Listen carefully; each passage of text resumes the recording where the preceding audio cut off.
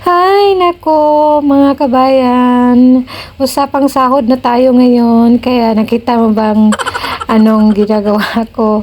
Ay, sahod ko yan. Tingnan mo naman ang kapal-kapal ng mga papel na pinapadala ko sa Pilipinas. Ikaw kabayan, meron ka pa bang naiwan sa sahod mo o pinatulog mo lang din ng isang gabi at pinalipad mo na sa Pilipinas? Itong mga papel na to ay remembrance ko ito sa aking mga pinapadala sa Pilipinas. Ikaw kabayan, meron ka na bang maraming ipon gaya sa akin na papel ang naipon ko?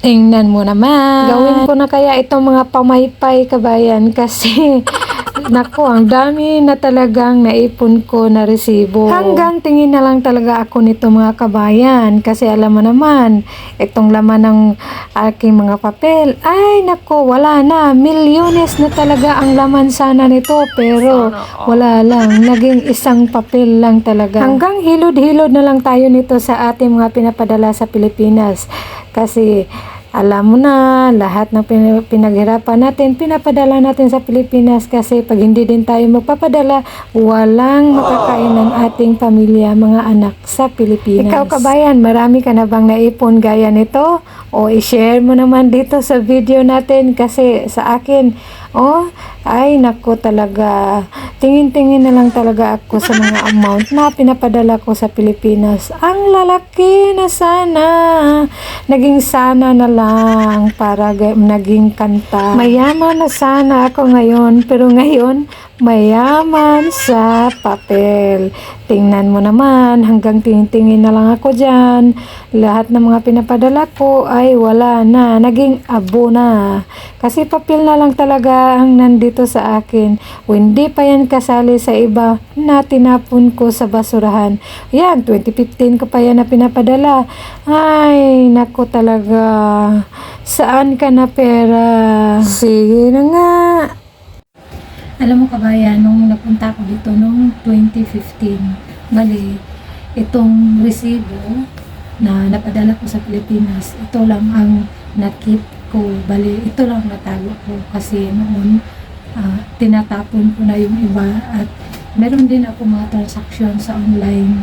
So, sa email ko lang pumupunta, hindi, kasi ito, walk-in to siya sa mga, kung gusto kong magpadala, gaya ng mga Alfardan, mga shop na nandito na padalahan exchange. So, ito lang naiipon ko sa noong 2015 hanggang ngayon kasi kahit na ito lang naipon ko pero medyo marami na rin, di ba? Kung nakarelate kayo kung sino pong nag-ipon ng mga resibo gaya sa akin, hindi pa kasali yung natapon ko sa kung saan-saan ko na tinapon yung ibang mga resibo kasi naglipat kami ng bahay, kung saan kami nakarent kami ng mga room kasi pang ano na ko itong lipat, pangatlong lipat ko na to na room. So ito yung naipon ko pero meron pa ditong 2015 na andito pa sa akin nung kabago-bago lang ako dito sa bansang Qatar kasi hindi ko nga naisip bakit nga nag-ipon ako nito kasi kung sumatutali naman ito kung ito lang siguro marami na akong pera kung nag-savings ko pa to lahat na napadala so hindi kasi pwede. Alam naman natin ng mga OFW na every month talaga tayo magpapadala, minsan nga 2 times, 3 times tayo magpapadala kahit alam natin na monthly lang ang ating sahod, diba? Alam niya ng mga ka-OFW natin na monthly lang talaga ang sahod natin. Kaya ito lang naipon ko. Ano kaya ang gawin ko nito? I-booklet ko na lang kaya? Or gawin ko na lang kayang libro? Or i-laminate ko na lang? Kasi ang dami na talaga niya. Kaya nung naglinis ako nung nakarang araw, nakita ko lahat ng mga resibo ko na hindi ko na tinatapon kasi yung iba nakasuksok na sa ibang mga papel. Kaya pinag-ipon-ipon ko na ngayon. Kaya pinablog ko ito ngayon. Kung ikaw kabayan na nag-ipon ka rin ng mga resibo, so tabla na tayo nito kasi tingnan mo naman ang daming papel.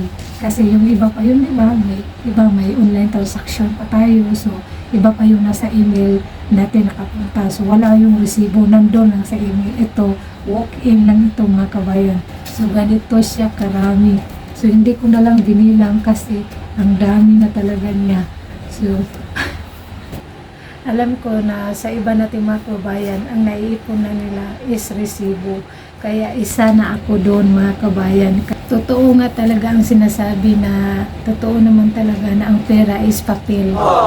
Kasi nga ito, papel nga ito. Pera siya, pero papel. Papel lang talaga siya mga kabayan. Kaya itong nasa dito yung mga amount, ang laki ng pinapadala no. Pero wala to sa bangko, wala na. Hila lang naipon ito mga kabayan.